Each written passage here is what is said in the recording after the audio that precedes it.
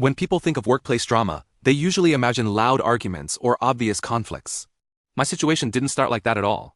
At first it was just a small feeling that something about my coworkers' behavior didn't make sense. I work in a pretty small office. There are only a handful of employees, and most of us are around the same age. The only exception is my boss, who is in his mid-30s. I've worked with him for almost 2 years now.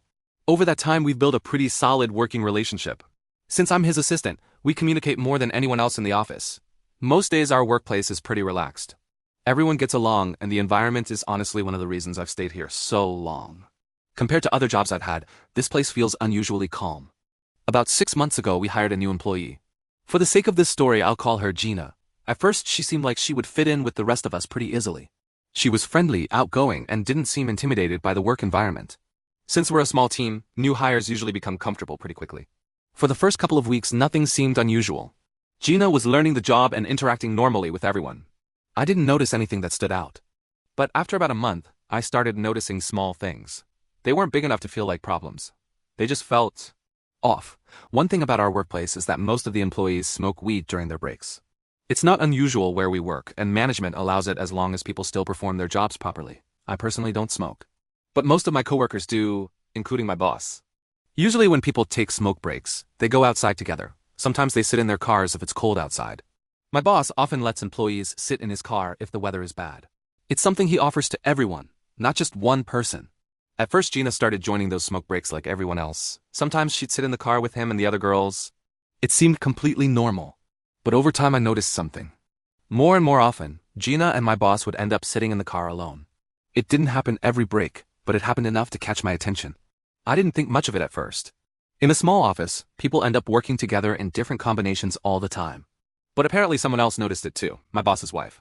One evening she saw that the seat in his car had been moved. That might sound like a small detail, but she immediately asked him about it. He explained that employees sometimes sit in his car during breaks. Apparently she didn't love the idea of him being alone in the car with Gina. From what I understand, that led to a small argument between them. After that conversation, my boss mentioned the situation casually at work. He didn't seem angry about it. If anything, he seemed slightly confused about why it had bothered her so much. The situation probably would have ended there. But then something else happened. One afternoon Gina came up to me during a quiet moment at work. She looked like she had something she wanted to say. At first I assumed it was about scheduling or job training. Instead she asked me a strange question. She asked if I had ever noticed my boss flirting with her. The question caught me completely off guard. I had never once thought of my boss as someone who flirted with employees. I told her honestly that I hadn't seen anything like that. He was friendly with everyone in the office. She shrugged and said maybe I just hadn't noticed. According to her, he made little comments sometimes that she considered flirty. She didn't seem upset about it though. If anything, she looked amused. She said it like it was entertaining. That detail bothered me more than the accusation itself. Most people would feel uncomfortable if they thought their boss was flirting with them. But Gina didn't seem uncomfortable at all. She seemed proud of it. At the time I didn't push the conversation any further. I just told her that sometimes people misunderstand friendly behavior. She nodded, but I could tell she didn't really agree with me. Over the next few weeks I started paying closer attention. Not because I believed her, but because the conversation had planted a small seed of curiosity. What I noticed didn't match her version of events. If anything, Gina behaved strangely toward him. Whenever he gave her instructions, she sometimes acted overly sarcastic. She would say things like, "Yeah, okay boss, whatever you say." Sometimes she would even walk away while he was still talking. One time I heard her jokingly say, "It's always his fault anyway." She said it like a joke, but the tone felt strange. Oddly enough, she never acted that way toward me when I gave instructions. She responded normally to any feedback I provided. That difference stood out to me. Another situation happened recently that made things even more complicated. One afternoon my boss's wife stopped by our workplace. It's not unusual for family members to visit briefly. At the time my boss, Gina, and his wife were all standing near the front area. During the conversation he asked Gina if she had any weed with her. She said yes and went outside to grab it. When she came back inside, she discreetly slipped it into his hand. She probably did it quickly so customers wouldn't notice. Unfortunately, his wife saw the movement. From her perspective, it looked like Gina reached toward his pants pocket. That moment caused another argument later that day. After hearing about that situation, I started feeling uneasy. Not because I believed there was an affair happening, but because the situation looked messy from the outside. The more things like that happened, the more I worried about how it could spiral. What worried me most was Gina's personality. She had mentioned before that she enjoyed situations where other women were jealous of her. She once joked that it was funny when women thought their boyfriends liked her. That comment stuck in my head. I started imagining a worst-case scenario. If Gina eventually got fired for performance issues, she might accuse my boss of inappropriate behavior. Even if it wasn't true, the accusation alone could cause serious problems. I've worked with my boss long enough to know he would never intentionally risk his job or marriage. But I also know he sometimes says things casually without realizing how they might be interpreted. That combination worried me. I started thinking about whether I should bring it up to him. Part of me felt like it wasn't my place. After all, he's the boss. But another part of me felt responsible for the workplace environment. If something exploded later, everyone in the office could be affected. I spent several days going back and forth about it. Every time Gina made another sarcastic comment toward him, the tension grew in my mind. Eventually I realized I couldn't ignore it anymore. I decided I needed to talk to him. Not to accuse anyone of anything. Just to tell him what Gina had been saying.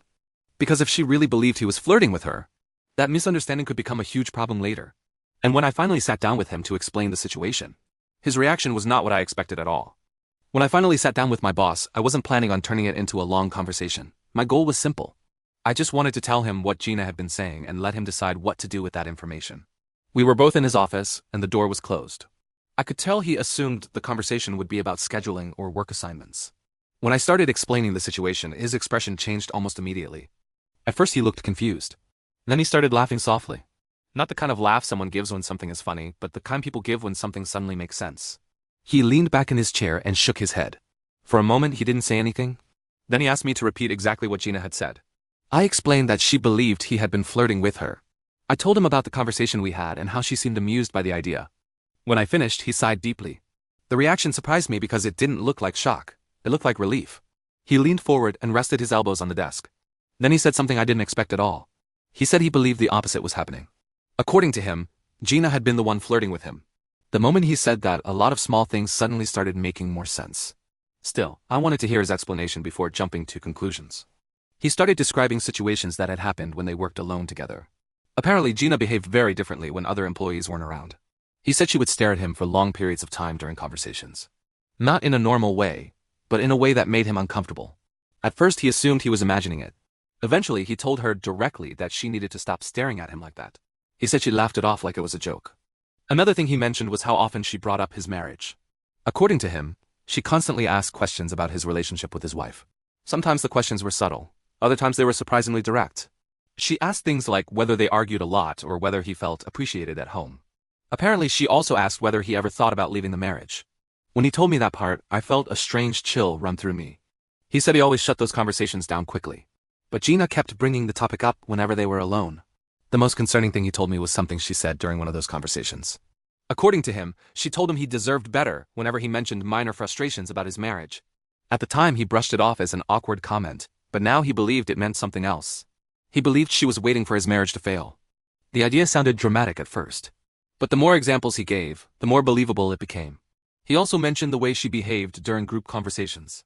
The sarcastic comments I had noticed weren't just jokes. He believed she acted that way because she was trying to create a playful dynamic with him. From her perspective, it might have felt like flirting. From his perspective, it felt unprofessional. When he finished explaining all of this, I told him something that surprised him. I told him that Gina often talked about a boyfriend. She had mentioned the guy several times during casual conversations. From the way she described him, it sounded like they were in some kind of relationship. When I said that, my boss looked genuinely confused. He said she had never mentioned a boyfriend to him even once. That detail made both of us pause for a moment.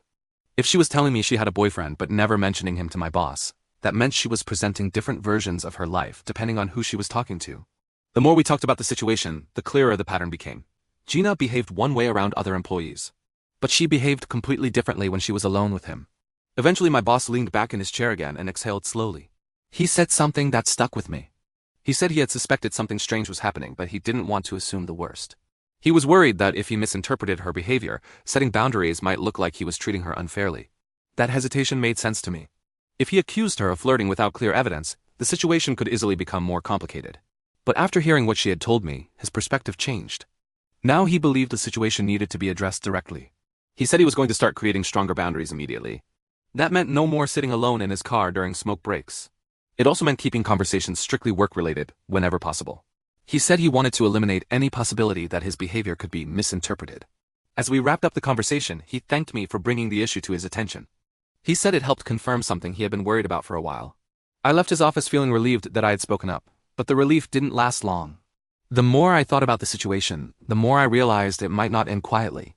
If Gina really believed he was interested in her, setting boundaries could change her behavior dramatically. Rejection can make people react in unpredictable ways. That possibility worried both of us. My boss explained that Gina was already very close to being fired for performance issues. She had ignored instructions multiple times and responded poorly to constructive criticism. If she eventually lost her job, she might try to blame someone else. And if she already believed he had been flirting with her, that accusation could easily turn into something much worse. That's why he planned to document everything carefully moving forward. He wanted every interaction with her to remain professional and transparent. If necessary, he was even willing to involve HR. He explained that protecting his job and his family mattered more than avoiding an uncomfortable conversation. Especially now that his wife had just given birth the week before. Hearing that reminded me how serious the situation could become. This wasn't just workplace gossip anymore. A misunderstanding like this could affect multiple people's careers and families. After our conversation ended, we both agreed not to discuss the situation further unless it became necessary. I had said my part. Now it was his responsibility to manage the situation. For the next few days, things at work felt slightly different. My boss kept his interactions with Gina extremely brief and professional. There were no casual jokes or relaxed conversations. Just clear instructions and work-related communication. At first Gina seemed confused by the change.